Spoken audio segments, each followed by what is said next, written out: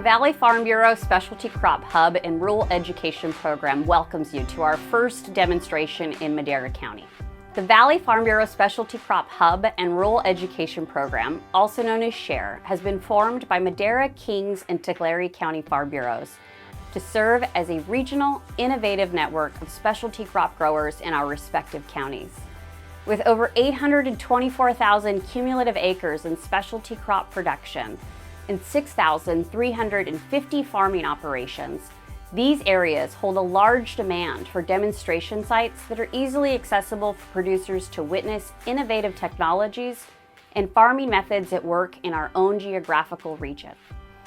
SHARE's mission is to aid interested producers from first inquiry to project adoption and include recruitment of producers to participate at future demonstration sites. Demonstration practices will include advanced irrigation systems with fertigation, sensors and automation, organic nutrient sources and nutrient cycling, soil health projects, various IPM implementation practices, and remote sensing. We hope you enjoy our first demonstration.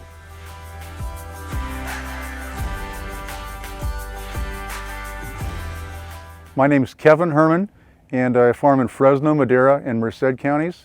Our main crops are figs, pistachios, almonds, walnuts, and we have a small amount of kiwis, persimmons, and pomegranates. Today we're going to be talking about technology that people refer to as the puffer system. Puffer technology is really pretty simple when you think about it. If you're familiar at all with going into a convenience store and using the restroom, and they have those little puffers on the walls that squirt out something to make the restroom smell good.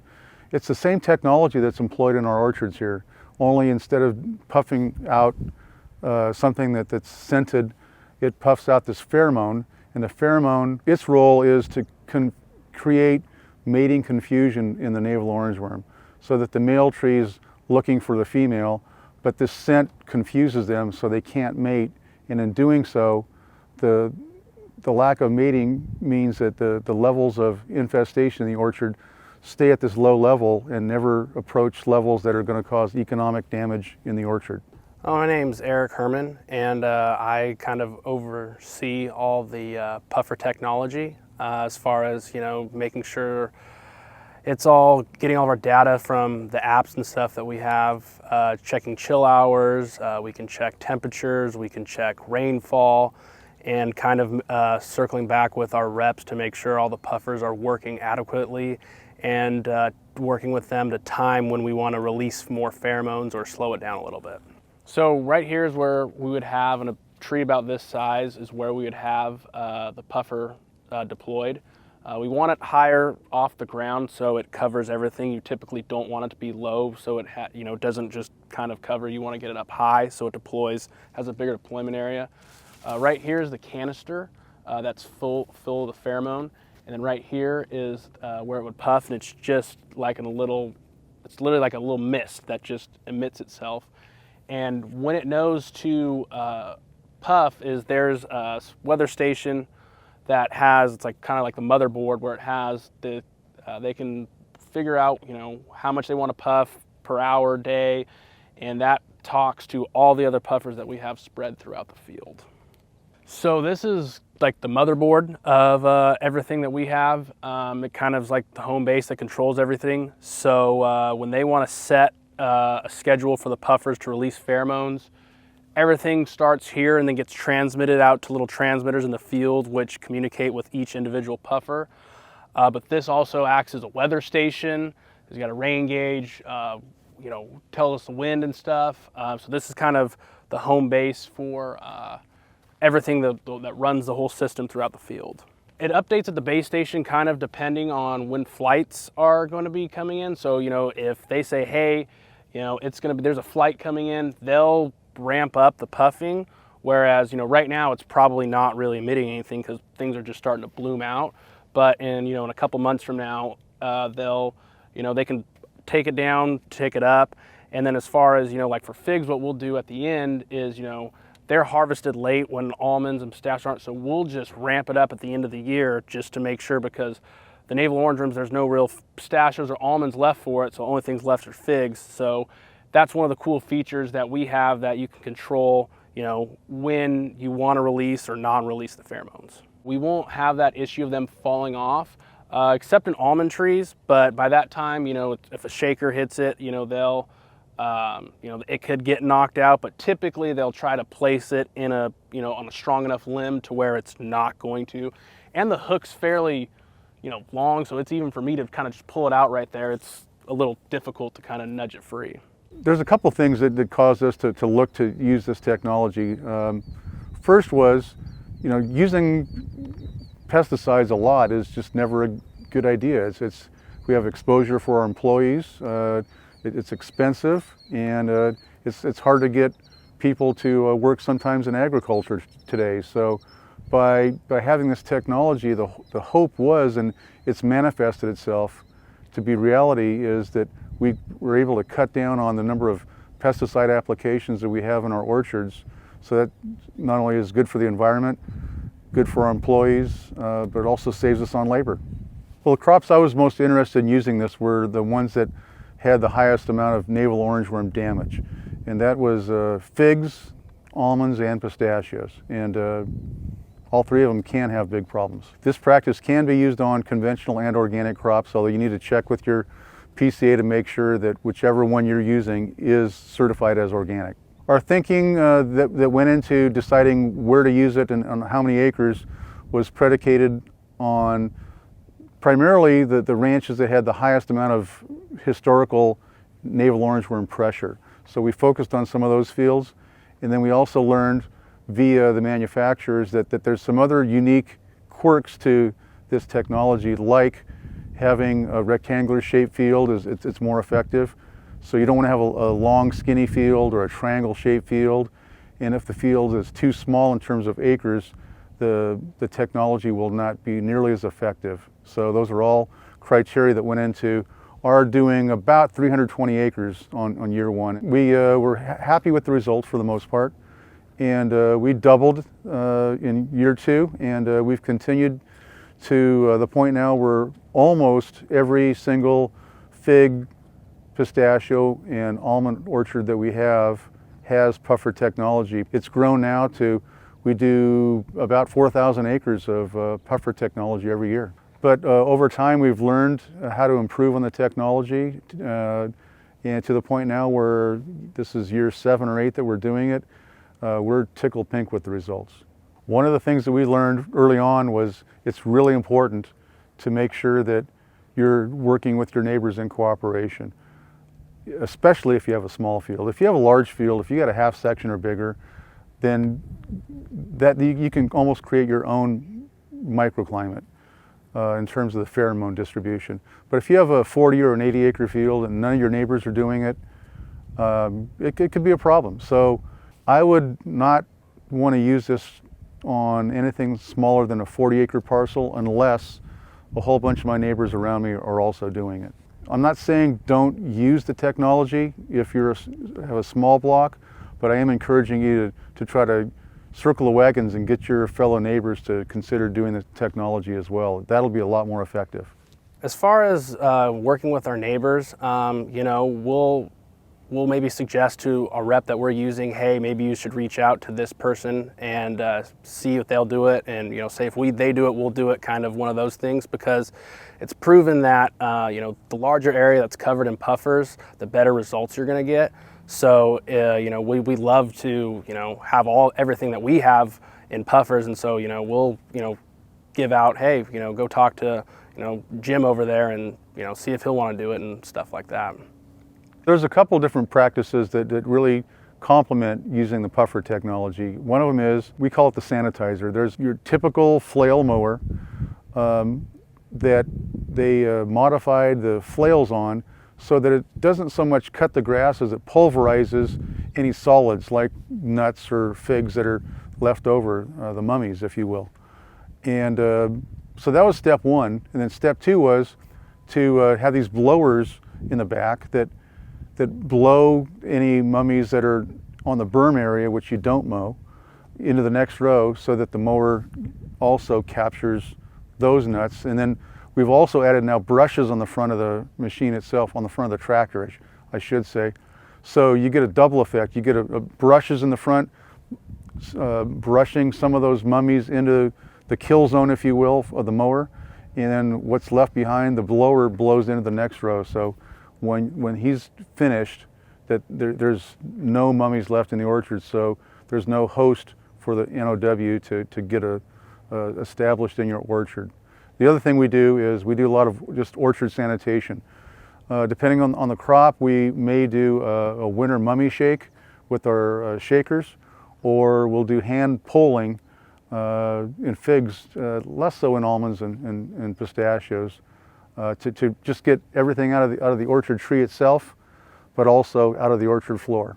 The cost of using the puffer system compared to conventional management, I think we get more, it's added value. You get a lot of different perks from it. Instead of, just going and spraying and kind of doing some things, we get weather stations. We get, you can even connect soil moisture probes. You get chill hours. You get a lot of useful data that, just from your normal spraying or mowing, you can't get. And I think that's a added value. And, with things going up in California and, instead of having an employee try to track all this stuff, it's at my fingertips on my laptop or my iPad.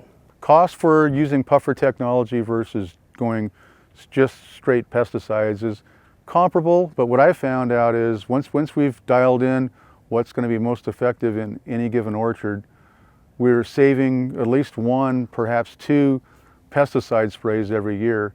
And for the most part, the cost of those two sprays offsets the cost of the puffer technology. So as far as price goes per acre, it may vary by what company you use, but typically we're seeing anywhere from $130 to $150 an acre. And that, gets your puffers and gets everything applied and put up in the trees. And it's kind of it's a once a year fee, so it's not like it's a monthly fee or anything like that. One of the great things about the puffer technology is the wide window of time you have as to when you can put it out in the orchard. If you're spraying, timing is extremely crucial and limited, and you've only got a couple days before that next life cycle emerges. Whereas in puffer technology, you put the puffers or the rubber strips out in the field in the springtime, and you just let it go. You just monitor for insects, but timing is not nearly as crucial. And with labor being as tight as it is today in California agriculture, that's a really big factor. The puffer technology is managed by the manufacturers themselves. That's one of the other great things about this technology is they put the batteries in, they put the new canister of the Pheromone in. They have the ability, in some companies' cases, to dial up or dial down the actual dosage of the Pheromone being distributed into the orchard. And all we have to do is just do our monitoring for NOW and let them know when to turn it up or turn it down. The response time from our vendors is really quick, especially when navel orangeworm flights are taking place. They're really good about getting that because they want to make sure that we don't have a high infestation or anything like that. They want to make sure that they want to keep our business, and they're really good at figuring out what the problem is. So to have everything integrated into one thing, whether it's soil moisture probes or water or the puffers, it's just easier. It's a one-stop shop. We can have our farm managers pull up on a tablet, check on the puffers, check on the water sensors and stuff, instead of having to try to teach, there's this app or there's this app. It's just everything integrated into one thing, one, working space is easier for us and less time consuming. And so, like I said, we can focus on other things instead of, trying to jumble a bunch of different stuff. We don't typically will have any communication issues in high density blocks. The company that we work with, they strategically place everything as far as the main tower and the hubs and stuff like that to make sure that the signals get to all the puffers. So for what we have, I haven't experienced anything like that. They're meant to last throughout the whole growing season, so from spring to fall. We think it's really important to monitor your field on at least a weekly basis for NOW. And if you do that, you should be able to have a good line of communication with the manufacturer, and you can let them know if you're seeing higher pressures or lower pressures, and if they should do anything differently with their technology. One of the great things about this technology is the manufacturer, they come out in the springtime typically, right about now in March or April, and they'll hang that technology in the tree. If you look behind me here, you'll see this orchard we're in now, every 10th row has the puffers in them, and every 15th tree in every 10th row has the technology. They put it out in the springtime. It's all radio controlled after that, and you just walk away from it. It does it for you. You can check to see if they're functioning correctly. You can go up to them, and there's a little automated button that it'll disperse a puff, so you can check on that. And you can also go onto your iPad and check on the status of the battery level as well as how much is left in the canister. It's pretty seamless. The company that we use, they take them down themselves, so they have them all marked geographically. You know, they just hop on an ATV and just know exactly where to go and stuff, and they can take them down seamlessly. It's typically, you know, really easy thing. Plus, you know, like in a field like this, it's really easy to tell where they are. So it's typically not that hard. And there's, you know, don't know exactly how many transmitters in the field there are that equivalent per acre, but there's not too many. So it's not like, you know, there's one every acre or anything like that.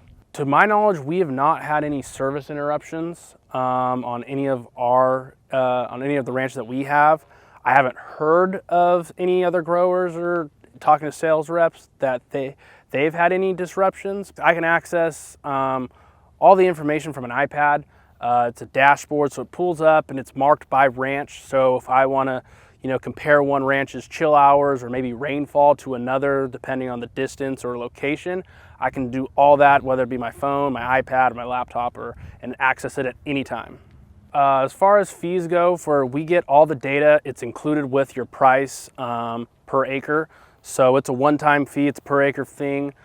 So we have access to all of it, all the weather data, chill hours, rainfall, wind, all that is it's a one-time fee. So we have access to that at all times.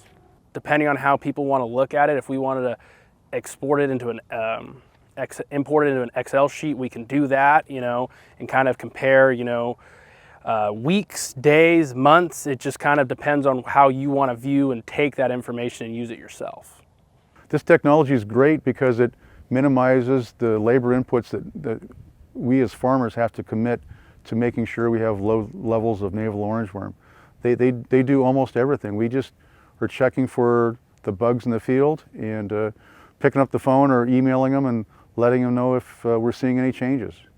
As far as the organic market goes, you know, you can't spray, you can't use a lot of things for, you know, pests and stuff, and it kind of, you know, it doesn't eliminate them, but it helps mitigate them and stuff. And you know, production, you know, doesn't change production, but it changes quality. And, you know, in today's marketplace, whether it's nuts or figs, quality is very, very big. And so it helps improve our overall quality, and which is better for the end consumer.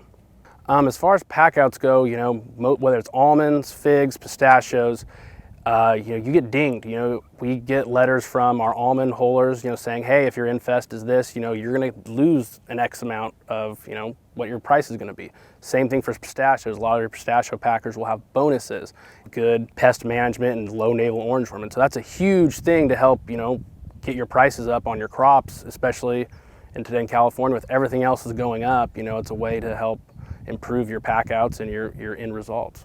My expectation on any given field is not to necessarily improve my NOW levels or by lowering them. It's more of maintaining without having to spray as many times. So our employees really like the prospect of not being exposed to pesticides any more than necessary, and it also allows us to keep our costs at a maintenance level as opposed to increasing. I would have to say the single greatest benefit to using the puffer technology is not having to worry as much about the timing of the conventional sprays that you still have to do. It just really allows you to focus more on getting the harvest done. These sanitation practices definitely result in fewer spraying, and in my opinion, higher quality levels in the crop you're growing as well. The actual pheromone itself really only affects navel orangeworm, and as such, it really doesn't have any effect at all on any other insects, whether they be good bugs or bad bugs. We're constantly looking for new techniques to help maintain or lower our NOW levels, but for the most part, where we're at today is as good as it's ever been as far as I'm concerned, and perhaps there's some advances that will be made in the future, but right now I'm pretty happy with where we're at. This technology is really widespread, and virtually every chemical company in California has at least one of these types of technologies out there. So reach out to your grower rep or field rep at whoever you buy your chemicals from, and I'm sure they'd be happy to talk to you about the technology. Producers are interested in this technology. I recommend just, Googling, navel orangeworm puffers, or reaching out to your PCA or whoever that you get your pesticides from, and I'm sure they'll happily want to talk to you and introduce you to the different options that you have. A couple things that we're doing on our farm that we see maybe are going to be really important down the future is water. Water is a huge thing in California, so trying to be water efficiency, be smarter with our water, so soil moisture probes, seeing how much water our trees actually input, and compared to just putting on water and seeing, oh, the tree looks green. We have to be smarter about things, and have data to show, if someone questions how much water we're doing, we need to be able to back up and say what we're doing.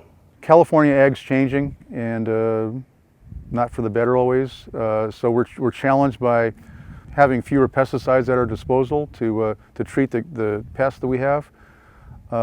We also, with Sigma, are challenged to continue to grow our crops, but with less water every year.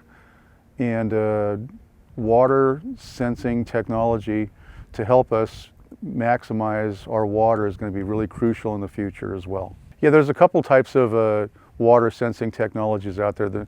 The old standby is just have your auger or your shovel and go out and dig around the dripper to see what the wet spot looks like, and grab the soil, and if it balls up, then you got good moisture, and if it doesn't, you probably need to irrigate. That still works, but it's labor intensive. And so what we've evolved to is, and there's a whole bunch of different companies that have this technology, and we're trying a couple of them. They will remotely tell you what your moisture levels are, and you can set your irrigation schedule accordingly. The way we manage our orchard floor is we have drip irrigation, so we cannot irrigate the middles of the rows. And the orchard I'm standing in now was just recently mowed, and this grass is going to start to dry up soon. And it works really well, this whole process. But for those of you that have flood irrigation or fan jets and try to irrigate and plant a cover crop in the middles of the rows, it'll work just as well for those situations as well, except you're going to have to run the sanitizer through perhaps more than once per year.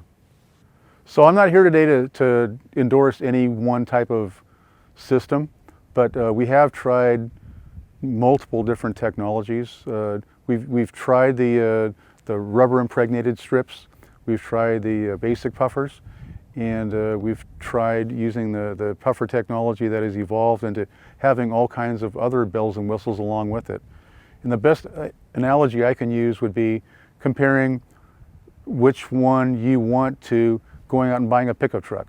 You can buy the plain Jane, which works just fine, and that's the rubber infused technology, or you want to get the fancy schmancy truck. It's got all the bells and whistles, the CD player and the power windows. That's the Semios technology now that has not only the puffer technology, it has the ability to dial up or dial down the amount of pheromone that's emitted into the air based on how much or little pressure you have. It can give you leaf wetness. It can track your chilling hours. It can tell you the wind speed. Pretty amazing technology. My experience has shown that by utilizing these technologies, the puffers, the sanitizer, and doing orchard sanitation, we can turn what used to be a 2 or 3 spray year into a 1 or a 2 spray year. So those savings can be really significant, and they can also help to offset the cost of the puffer technology itself and prevent you from having some of these catastrophes that every once in a while you hear about with a neighbor, where they'll have a 10 or 15% NOW level, and we just have not ever experienced that by using the combination of the sanitizer with the puffer technology. So if you're in California agriculture, you probably already know that it's getting more and more difficult to farm in California. The pesticide regulations are getting more strict.